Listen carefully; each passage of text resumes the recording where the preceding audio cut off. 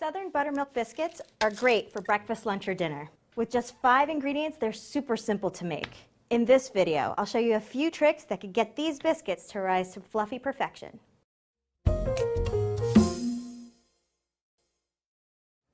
All cooks have an Achilles heel. For me, it was biscuits.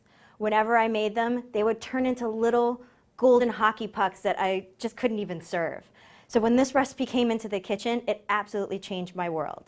It's all about keeping the butter cold. You want to start by cutting your butter into 1/2-inch pieces and refrigerating them to get them nice and cool. Cold butter stays in bigger pieces when you incorporate it into the dough. So as your biscuits go in the oven, that butter melts, creating pockets of steam, which help give the biscuits a bit more rise. So now, let's put our butter in the fridge for about 15 to 20 minutes. My butter should be cooled by now. And in the meantime, I've chilled my flour, a bowl, my baking powder, as well as my food processor bowl and blade.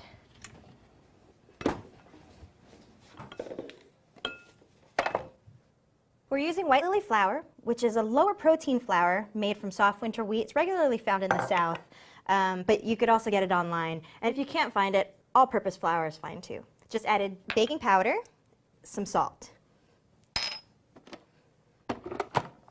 We're going to pulse this a couple times just to make sure that it's mixed. Now we add our butter. Remember, it's nice and cold. We're going to put it all in, and we're going to do 10 one-second bursts. 1 Mississippi, 2 Mississippi, 3 Mississippi, 4 Mississippi, 9 Mississippi, 10 Mississippi. You want the butter to be about the size of peas. No bigger.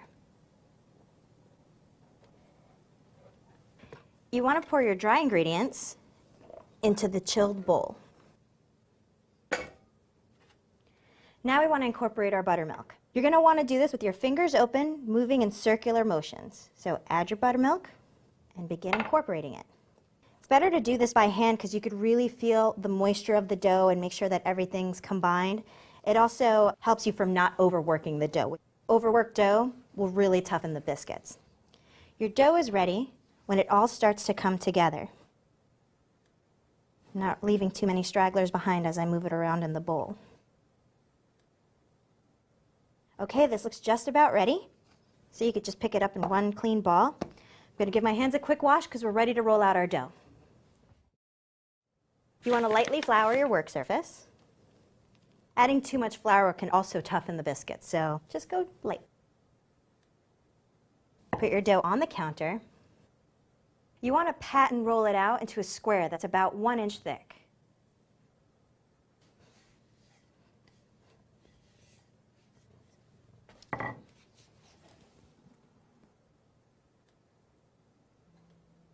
Here are a few of those tricks we were talking about before.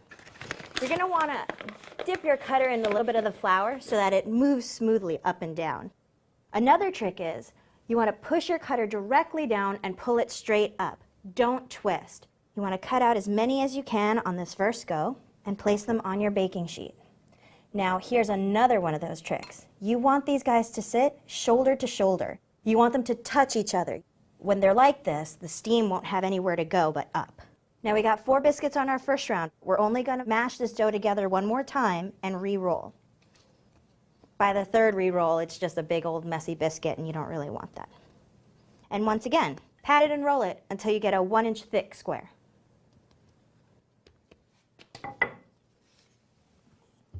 You'll probably get 2 or 3 biscuits out of that second roll.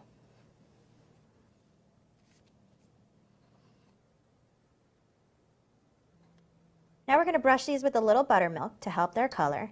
You could still see those big chunks of butter that we were talking about before.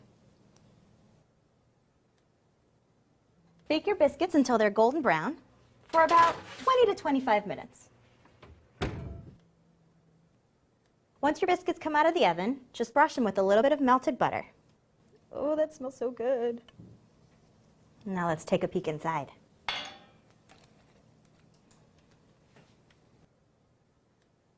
Perfect. Look at all that fluffiness. And of course, we have to taste a bit. Nice and fluffy, with a hint of tang from that buttermilk. These can't be beat.